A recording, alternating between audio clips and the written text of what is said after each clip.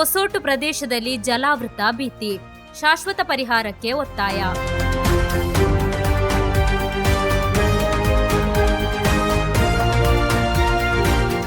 ನೂತನವಾಗಿ ಕಾಮಗಾರಿ ಪೂರ್ಣಗೊಂಡ ಷಟ್ಪಥ ರಸ್ತೆಯ ನಿರ್ಮಾಣ ಕಾಮಗಾರಿಯನ್ನು ಕೈಗೊಂಡಿರುವ ಗುತ್ತಿಗೆದಾರರ ನಿರ್ಲಕ್ಷ್ಯ ಮತ್ತು ಅವೈಜ್ಞಾನಿಕ ಕೆಲಸದ ವೈಖರಿಯಿಂದಾಗಿ ಸ್ಥಳೀಯ ನಿವಾಸಿಗಳು ಮತ್ತು ವಿದ್ಯಾರ್ಥಿಗಳು ಮತ್ತೊಮ್ಮೆ ಆತಂಕದ ದಿನಗಳನ್ನು ಎದುರಿಸುತ್ತಿದ್ದಾರೆ.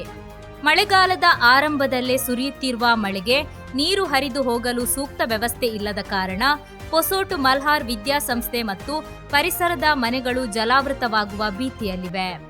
ಪ್ರಮುಖ ಹೆದ್ದಾರಿ ಕಾಮಗಾರಿಯನ್ನು ನಿರ್ವಹಿಸುತ್ತಿರುವ ಯುಎಲ್ಸಿಸಿ ಕಂಪನಿಯ ರಸ್ತೆಯ ಇಕ್ಕೆಲಗಳಲ್ಲಿ ಮಳೆ ನೀರು ಸರಾಗವಾಗಿ ಹರಿದು ಹೋಗಲು ಅಗತ್ಯವಾದ ವೈಜ್ಞಾನಿಕ ಒಳಚರಂಡಿ ವ್ಯವಸ್ಥೆಯನ್ನು ನಿರ್ಮಿಸಿಲ್ಲ.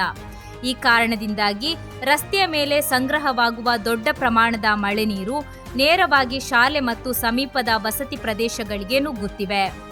ಈ ಪ್ರದೇಶವು ಕಳೆದ ಮಳೆಗಾಲದಲ್ಲೂ ಸಂಪೂರ್ಣವಾಗಿ ಜಲಾವೃತಗೊಂಡು ಅಪಾರ ನಷ್ಟ ಅನುಭವಿಸಿತ್ತು. ಆಗಲೇ ಸ್ಥಳೀಯರು ಸಮಸ್ಯೆ ಬಗ್ಗೆ ಸಂಬಂಧಪಟ್ಟ ಅಧಿಕಾರಿಗಳಿಗೆ ದೂರು ನೀಡಿದ್ದರೂ ಈವರೆಗೆ ಯಾವುದೇ ಶಾಶ್ವತ ಪರಿಹಾರವನ್ನು ಒದಗಿಸಿಲ್ಲ. ಇದೀಗ ಮೊದಲ ಮಾನ್ಸೂನ್ ಮಳೆಯೇ ಆತಂಕವನ್ನು ಹೆಚ್ಚಿಸಿದ್ದು, ಕಳೆದ ಬಾರಿಯಂತೆ ಈ ಬಾರಿಯೂ ಅನಾಹುತ ಸಂಭವಿಸುವ ಮುನ್ಸೂಚನೆ ಕಾಣಿಸುತ್ತಿದೆ. ಮಕ್ಕಳು ವಿದ್ಯಾಭ್ಯಾಸ ಮಾಡುವ ವಿದ್ಯಾಸಂಸ್ಥೆ ಮತ್ತು ಜನವಸತಿ ಪ್ರದೇಶಗಳ ಸುರಕ್ಷತೆಯನ್ನು ಕಡೆಗಣಿಸುವುದು ಅಕ್ಷಮ್ಯ.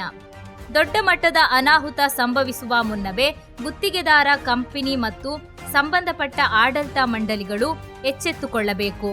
ತಕ್ಷಣವೇ ನೀರು ಸರಾಗವಾಗಿ ಹರಿಯುವಂತೆ ವೈಜ್ಞಾನಿಕ ಚರಂಡಿ ವ್ಯವಸ್ಥೆಯನ್ನು ಕಲ್ಪಿಸಿಕೊಡಬೇಕು ಎಂದು ಸ್ಥಳೀಯ ನಿವಾಸಿಗಳು ಮತ್ತು ಸ್ಥಳೀಯ ಆಡಳಿತ ಮಂಡಳಿ ಆಗ್ರಹಿಸಿದೆ. ಕೂಡಲೇ ಈ ಸಮಸ್ಯೆಗೆ ಪರಿಹಾರ സിഗದಿದ್ದರೆ ಹೋರಾಟವನ್ನು ತೀವ್ರಗೊಳಿಸುವುದಾಗಿ ಸ್ಥಳೀಯರು ಎಚ್ಚರಿಸಿದ್ದಾರೆ.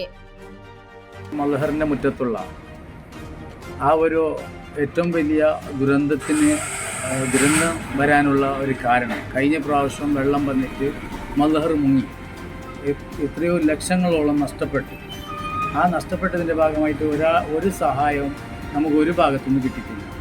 ഈ പ്രാവശ്യം മലഹറിൻ്റെ അതേപോലെ ചെറിയ മഴ വന്നപ്പോഴും പോലും വെള്ളം ഇങ്ങ് കയറി വരികയാണ്. അതിൻ്റെ കാരണം ആ ചങ്കത്തിൻ്റെ അടിയിൽ, ആ പാലത്തിൻ്റെ അടിയിൽ ശരിക്ക് മണ്ണ് കെട്ടിവെച്ചിട്ടിരിക്കുകയാണ്. മരങ്ങളും മണ്ണും കെട്ടിവെച്ചിട്ടുണ്ട്. ആ കെട്ടിവെച്ചതിൻ്റെ കാരണത്താൽ ഇന്ന് രാവിലെ പോയി ഞങ്ങൾ കണ്ടപ്പോൾ, മലഹറിൻ്റെ ഓഫീസിലുള്ള അവിടുത്തെ വാച്ച്മാനെയും ഞാനും പോയി കണ്ടപ്പോൾ ഭയങ്കര വിഷമമായിപ്പോയി. ഇത്രയും കാലങ്ങളായിട്ട് ഇത്രയും മുങ്ങിയത്. കഴിഞ്ഞ പ്രാവശ്യം നമ്മൾ ULCCക്ക് നമ്മൾ പരാതി കൊടുത്തിട്ടുണ്ട്. ഇതിൻ്റെ ഭാഗമായിട്ട് നമ്മുടെ എം എൽ എൻ്റെ അടുത്ത് പറഞ്ഞിട്ട് MLA അതിൻ്റെ ഭാഗമായിട്ട് കൊടുത്തതാണ്. അപ്പോൾ ഈ പ്രാവശ്യവും പോലും ആ കട്ടം കെട്ടിവെച്ചത് എടുക്കാതെ അത് വെള്ളം നിറഞ്ഞിട്ട് മലഹറിൽ കയറി വരുന്നുണ്ടെങ്കിൽ അതിൻ്റെ പരിപൂർണമായ ഉത്തരവാദിത്വം അതിൻ്റെ പണിക്കാരാണ്, അതിന് പണിയെടുപ്പിക്കുന്ന ഉദ്യോഗസ്ഥന്മാരാണെന്ന് പറയുന്നത് ഒരു സംശയമില്ല. അതുകൊണ്ട് തീർച്ചയായിട്ടും നമുക്ക് ആ കട്ടം കെട്ടിവെച്ചത്, ആ പാലത്തിൻ്റെ അടിയിൽ മണ്ണ് നിറച്ച് വെച്ചതും മരങ്ങൾ നിറച്ച് വെച്ചതും മാറ്റി ശുചീകരിച്ചിട്ട് ആ പാലത്തിൻ്റെ അടിയിൽ പോകുന്ന ആ വെള്ളം നേരോട് പോയി പുഴയ്ക്ക് ഇറങ്ങാനുള്ള ഒരു അവസ്ഥ ചെയ്തു കൊടുക്കണമെന്ന് അഭ്യർത്ഥിക്കുകയാണ്.